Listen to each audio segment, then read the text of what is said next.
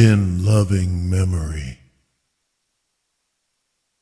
Written and narrated by Dagonhills. The blackness of the night covered the countryside, as if a thick woven veil was hung across the sky. The starless darkness pierced only by the pallid moon that dimly shone through the clouded distance.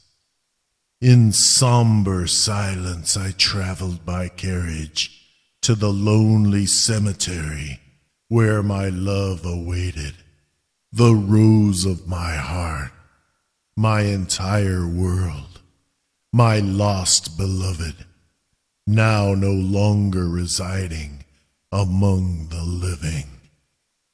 The carven tombstones that were bathed in the pale moonlight took on the forms of the living and created long, twisted shadows that reached out to me like misshapen, ghostly arms of the dead. A large, dark serpent slithered between the rocks at the base of a marker, heading down into the dark, unknown netherworld that lies below the ground. I walked towards the old withered oak tree, underneath whose branches was where my dearest waited patiently and silently for my arrival. As the cold moon peered down at me, unblinking and lifeless, I approached the grave of my departed, although I knew she no longer was truly there in the cold, damp ground, where the worms feast on the flesh and the bones decay into dust. I've been waiting here so long, my love. There before me, standing backlit by the fraying beams of moonlight, was my beloved, peacefully smiling, and as lovely as the last time I laid my eyes upon her in the funeral home. As fragile as porcelain, and as colorless as the descending moon, her bloodless face framed her eyes that shone like gems alight with the warm fires of a winter's night.